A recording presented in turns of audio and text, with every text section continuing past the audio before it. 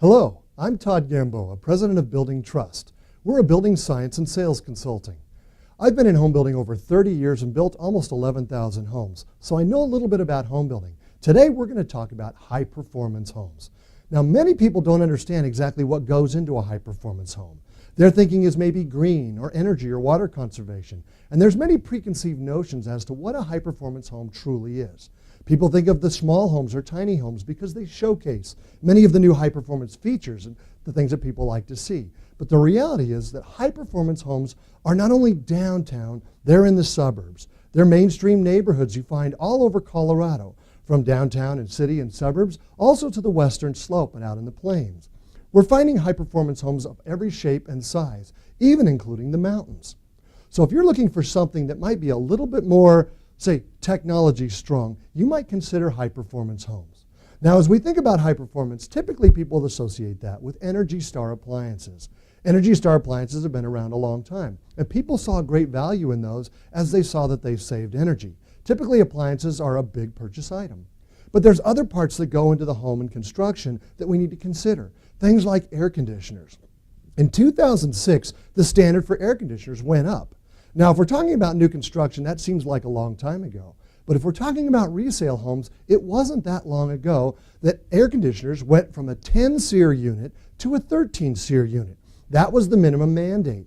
So most of the air conditioners you're finding on homes built in the last 10 years are about 30% more efficient than what you saw in resale homes that are slightly older.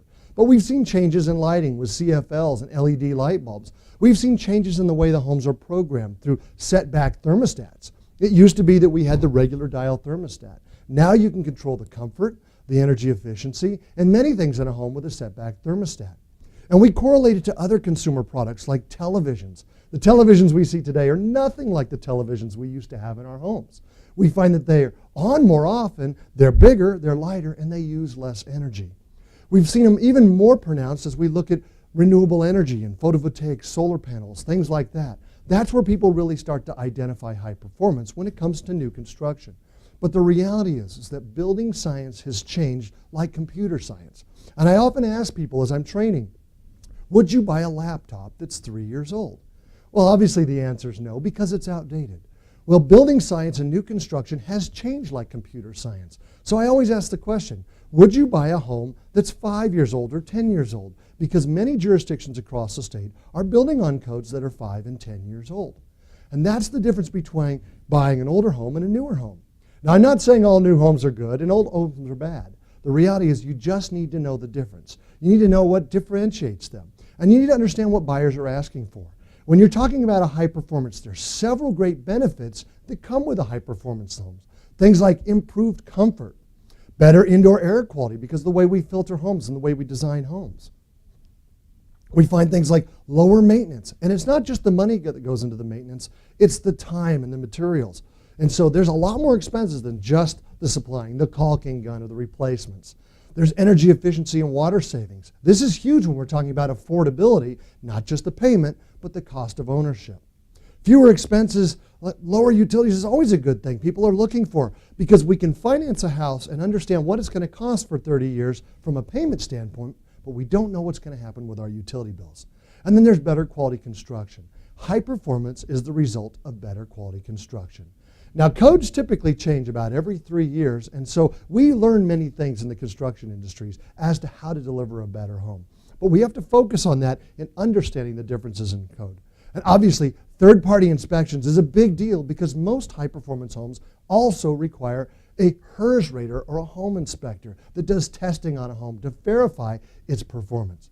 So these are all good things, but really what does it boil down to? The reality is that people will pay a little extra for a high-performance home. The National Association of Home Builders did some surveys last year, and we found that consumers are willing to pay. About 65% of home buyers are willing to spend about $7,500 on high-performance features. Even more people, about 82% of home buyers say, I'll spend at least $5,000 on high performance if it shows savings in utility bills. Once again, we have to look at the total cost of ownership when purchasing a new home. So this is good information, and we find that, you know what, in Colorado, we care about this stuff. We care about the environment. As a matter of fact, about 89% of people say that, you know what, I'm concerned about the environment. Even more folks say saving energy helps the environment, and even more recognize that we have a responsibility in our energy use. Now, this is good information, but this is something you need to think about as a realtor when selling new, selling resale, and selling homes that have been improved over the course of time. Now, the easiest way to identify a high-performance home is when you're purchasing new construction, ask the builder what their HERS ratings are. HERS is an acronym which talks about the testing and the protocols that we measure high performance with. So look for HERS ratings. Whether it's the baby boomers and they're purchasing their last home, or maybe it's someone who's empty nester and they're saying, you know what, this matters to me, and I want the lowest operating costs. Or maybe it's that young millennial couple just starting their family. Importance is utility bills. Importance is comfort. Importance is a healthier home. Importance is understanding what my costs are going to be and reducing my maintenance. The bottom line is you're either putting money into your home or taking out the money out of the home. We used to use the expression PITI when talking about the cost of ownership, but now we factored in something different. We've factored in energy because we know that the customer needs to pay a utility bill.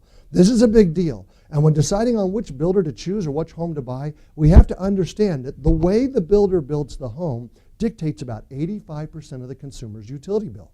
Through the heating, through the cooling, through the water heating, and the lighting and things like that. We have to understand that the consumer is only really responsible for about 15% of that utility cost. So think about that when you're deciding on a builder and ask the question, are you building high performance? Because if you're buying new, you need to differentiate the difference between builders.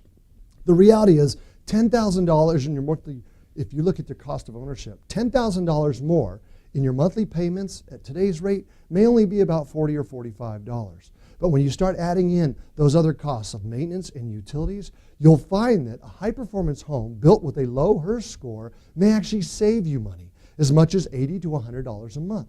So even though it's costing a little bit more to purchase, it's costing a lot less to own. This is something to think about. The expression I always tell people, it's not the price per square foot that matters, it's the cost per square foot that you need to consider when purchasing a new home. Well, that's a little bit about high performance. Hopefully that'll help you as you're understanding the changes in homes and homes that have been improved. I'm Todd Gamboa, and thanks for watching.